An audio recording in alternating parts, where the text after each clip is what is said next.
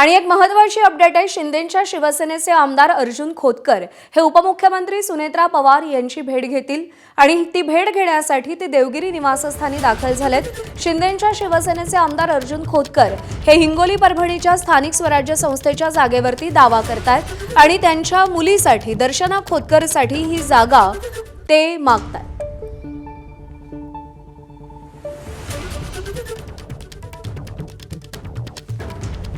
निलेश बुधावले आपले प्रतिनिधी आपल्याला अधिक अपडेट देतील। निलेश, सत्तेतल्या नेत्यांकडून आता आपल्या कुटुंबियांसाठी लॉबिंग सुरू झाल्याचं आपण पाहिलेलं आहे।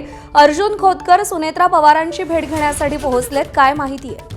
प्रज्ञा, महायुतीच्या जागा वाटप अद्याप सुटलेलं नाहीये, अजूनही चर्चांच्या फेऱ्या ह्या सुरूच आहे। यामध्येच राष्ट्रवादी काँग्रेस पक्षानं 3 जागांची महायुतीमध्ये मागणी केली आहे। याच्यामध्ये हिंगोली परभणी असेल, यासोबतच पुणे असेल आणि रायगड रत्नागिरी सिंधुदुर्ग अशा 3 विधान परिषद मतदारसंघांची मागणी केलेली आहे। अद्याप या संदर्भामध्ये कुठलाही निर्णय झाला नसला तरी एकनाथ शिंदेचे शिवसेनेचे आमदार अर्जुन खोतकर हे देखील कुठेतरी ही जागा आपल्या पदरात पडून घेण्यासाठी प्रयत्नशील असल्याचं दिसतंय। याच अनुषंगानं आता राष्ट्रवादी काँग्रेस पक्षाच्या राष्ट्रीय अध्यक्ष सुनेत्रा पवार यांच्या भेटीसाठी अर्जुन खोतकर पोहोचलेले आहेत। आपल्या मुलीसाठी म्हणजेच दर्शना खोतकरसाठी ही जागा ते मागतायत। त्यामुळे आता या चर्चेमध्ये काय समोर येते हे पाहणं महत्त्वाचं राहील। राष्ट्रवादी काँग्रेस पक्ष मुळात ही जागा सोडते का हे देखील महत्त्वाचं राहणार आहे। निलेश, धन्यवाद दिलेल्या या सगळ्या सविस्तर माहितीसाठी।